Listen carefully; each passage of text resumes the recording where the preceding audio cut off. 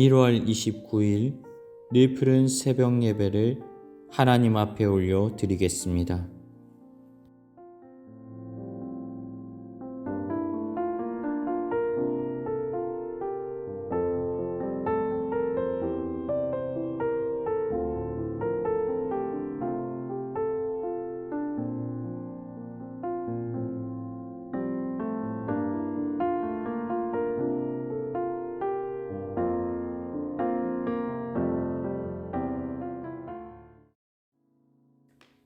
오늘 우리에게 주신 하나님 말씀은 마태복음 12장의 말씀입니다. 이 말씀을 가지고 하나님의 은혜 나누기를 원합니다. 오늘 본문 마태복음 12장은 예수님의 공생의 사역의 모든 사건들을 연달아 기록하고 있습니다. 1절부터 13절에서는 안식일 논쟁이 일어나는 사건을 기록합니다. 제자들이 밀밭 사이를 가로질러 가다가 배가 고픈 나머지 밀 이삭을 잘라서 손으로 비벼 나달을 까먹기 시작합니다. 그런데 마침 그날이 안식일이었습니다. 이를 곁에서 지켜보던 바리새인들이 안식일을 어겼노라고 맹비난을 퍼붓게 되었습니다. 그러자 예수님께서는 이렇게 말씀하십니다. 다윗이 사울 왕을 피하여 도망할 때에 제사장 외에는 먹어서 안 될 진설병을 얻어먹은 사건이 있지 않느냐. 그리고 안식일에 제사를 드리기 위하여서 제사장들은 일을 할 수밖에 없고 그 행위는 죄가 되지 않는다라는 것도 알고 있지 않느냐. 그리고 이렇게 말씀하십니다. 6절부터 8절 나는 너희에게 이르노니 성전보다 더 큰 이가 여기 있느니라. 나는 자비를 원하고 제사를 원하지 아니하노라 하신 뜻을 너희가 알았더라면 무죄한 자를 정죄하지 아니하였으리라. 인자는 안식일의 주인이니라 하시니라. 또 다른 사건이 일어납니다. 안식일에 회당에서 말씀을 가르치시던 예수님께서 손 마른 자를 고치시는 사건이 일어납니다. 그러자 사람들은 수군대기 시작합니다. 율법을 어기고 안식일에 병을 고치는 것이 과연 옳은가에 대해서 논쟁하기 시작했던 것이지요. 그때 예수님께서 말씀하십니다. 양이 구덩이에 빠져 있을 때에 건져내어서 생명을 살려주라는 율법을 보지 못하였느냐. 사람이 그 짐승들보다 더 중요하지 않겠느냐. 12절부터 13절 사람이 양보다 얼마나 더 귀하냐.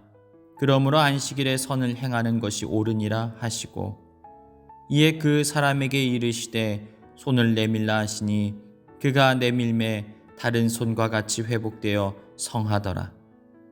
사랑하는 여러분, 가끔 우리는 형식에 사로잡혀 본질을 잃어버릴 때가 참 많이 있습니다. 그런데 예수님께서는 율법에 담긴 하나님의 성품과 그 뜻은 이해하지 못하고 율법 자체에만 매이는 당시 사람들의 모습을 지적하셨던 것입니다. 그런데요, 이 말씀은 오늘 우리에게도 동일하게 적용이 되어집니다. 우리는 이러한 형식에 매여 본질을 잃어버리는 삶의 자리들이 있지 않습니까? 가정 안에서, 삶의 자리 안에서, 부모와 자녀 간의 관계 속에서, 심지어 교회 안에서 이러한 본질을 잃어버리는 모습들이 있다면 이제는 돌이켜 회복해야 합니다. 사랑하는 여러분, 하나님의 뜻을 구하십시오. 무슨 일을 하기에 앞서서 익숙한 삶의 자리라 할지라도 과연 주님이시라면 어떻게 하셨을까 가만히 생각해 보십시오.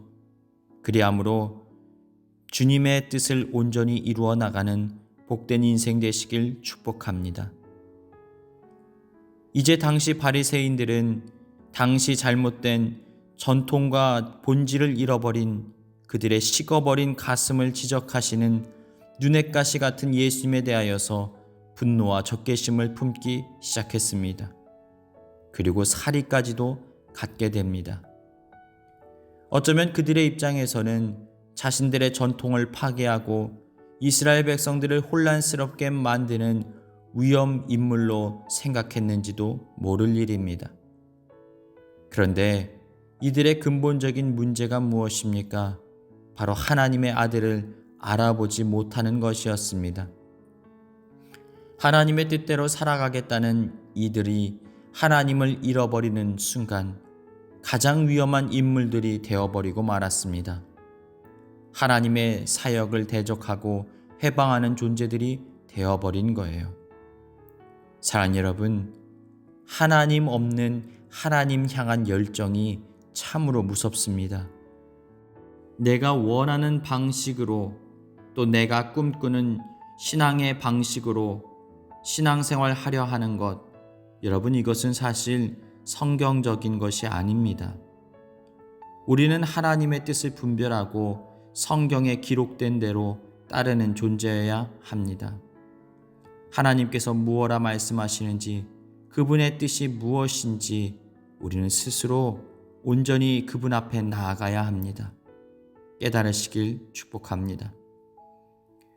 그런데 이러한 상황 속에서 예수님께서는 선지자 이사야를 통하여 선포되어진 예언의 메시지를 하나하나 이루어가고 있으셨습니다. 연약한 자들에게는 위로와 회복을 주십니다. 상처 입고 찢어진 자들을 싸매어 주십니다. 그리고 온유하고 실로 겸손한 모습으로 다른 이들을 품어주셨던 거예요. 14절부터 21절. 바리새인들이 나가서 어떻게 하여 예수를 죽일까 의논하거늘 예수께서 아시고 거기를 떠나가시니 많은 사람이 따르는지라. 예수께서 그들의 병을 다 고치시고 자기를 나타내지 말라 경고하셨으니 이는 선지자 이사야를 통하여 말씀하신 바 보라 내가 택한 종 곧 내 마음에 기뻐하는 바 내가 사랑하는 자로다.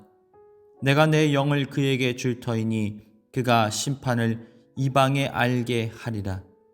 그는 다투지도 아니하며 들레지도 아니하리니 아무도 길에서 그 소리를 듣지 못하리라. 상한 갈대를 꺾지 아니하며 꺼져가는 심지를 끄지 아니하기를 심판하여 이길 때까지 하리니 또한 이방들이 그의 이름을 바라리라 함을 이루려 하심이니라. 상한 갈대를 꺾지 않으시고 꺼져가는 심지를 끄지 않으시는 좋으신 하나님 앞에 나아가 은혜와 회복과 위로를 누리는 복된 인생 되시길 주님의 이름으로 축복합니다.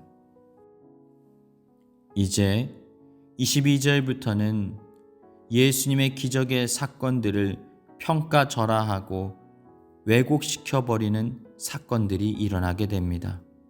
거짓 소문을 퍼뜨립니다.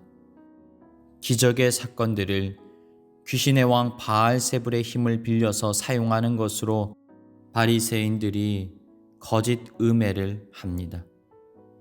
결국 예수님의 가르침과 예수님의 메시지를 아무것도 아닌 것으로 만들어 버린 것입니다.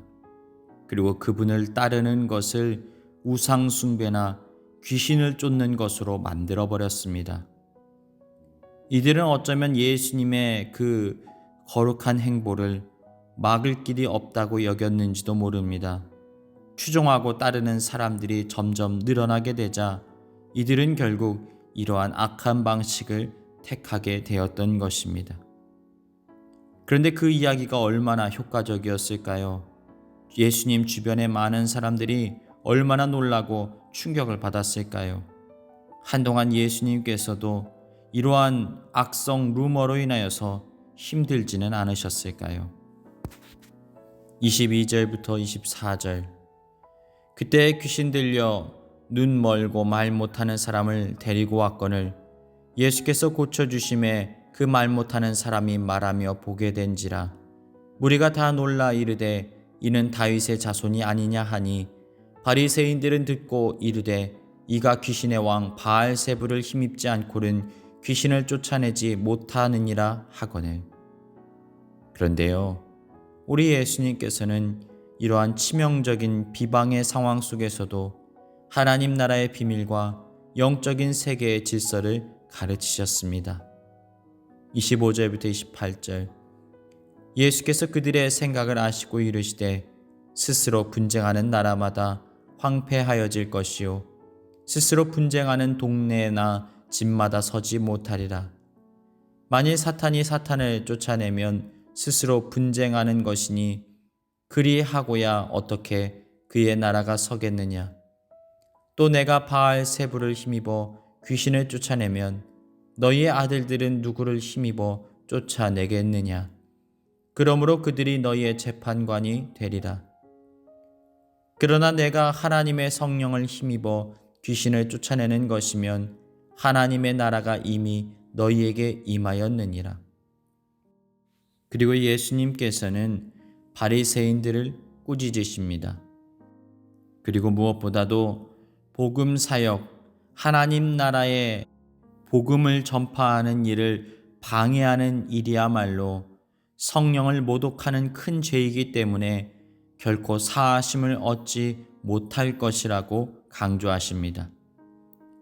31절부터 32절 그러므로 내가 너희에게 이르노니 사람에 대한 모든 죄와 모독은 사하심을 얻되 성령을 모독하는 것은 사하심을 얻지 못하겠고 또 누구든지 말로 인자를 거역하면 사하심을 얻되 누구든지 말로 성령을 거역하면 이 세상과 오는 세상에서도 사하심을 얻지 못하리라. 34절부터 36절 독사의 자식들아 너희는 악하니 어떻게 선한 말을 할 수 있느냐. 이는 마음에 가득한 것을 입으로 말함이라. 선한 사람은 그 쌓은 선에서 선한 것을 내고 악한 사람은 그 쌓은 악에서 악한 것을 내느니라. 내가 너희에게 이르노니 사람이 무슨 무익한 말을 하든지 심판날에 이에 대하여 신문을 받으리니. 이제 38절부터는 하나님 나라가 가까이 왔음을 요나의 표적을 통하여서 모든 이들에게 보이시겠노라고 말씀하십니다. 여러분, 요나의 표적이 무엇을 의미합니까? 바로 예수님의 부활의 사건을 말하는 것입니다. 요나가 물고기 뱃속에서 사흘 동안 머물렀던 것처럼 예수님께서 죽음 속에 사흘을 머무시다가 다시 부활하실 것에 관하여 말씀하고 있는 것입니다. 사랑하는 여러분, 우리가 그리스도인으로서 살아갈 진정한 소망은 어디서부터 나옵니까? 우리는 예수님께서 메시아이시고 구세주제심을 무엇을 통해 깨달을 수 있습니까? 예수님께서 죄를 사하셨다는 사실을 우리는 무엇을 통해 깨달을 수가 있습니까? 바로 예수님의 부활의 사건을 통하여서 깨달을 수가 있는 것입니다. 예수님께서 십자가에서 모든 죽음을 이기시고 부활하심으로 인하여서 우리의 모든 죄가 사하여졌다라는 거예요. 죄의 삭은 사망인데 죄를 모두 해결하셨기에 다시 살아나셨다는 것입니다. 사랑하는 여러분, 이제는 부활의 증인으로 오늘의 삶을 살아가십시오. 그리고 예수님의 부활을 날마다 묵상하십시오. 이른 아침에 잠에서 깨어 일어나 새날을 맞이하게 되는 것처럼 나도 언젠가 부활의 몸을 입고 다시 살아날 것을 믿으시길 주님의 이름으로 축복합니다. 그리고 이제 43절부터는 귀신과의 영적인 싸움을 철저하게 대비하라고 마음을 한순간에도 비워놓지 말고 예수님으로 채우라고 말씀하십니다.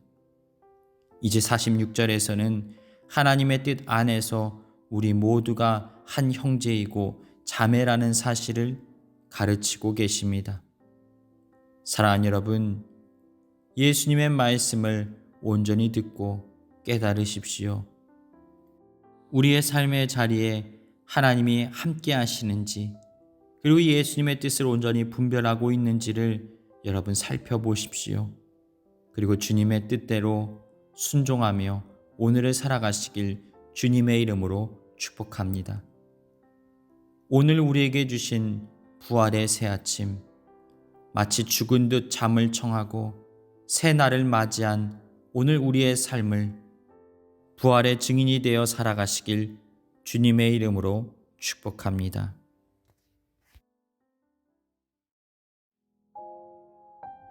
이 시간 교회에 주신 공동의 기도 제목을 가지고 다 같이 기도하시겠습니다.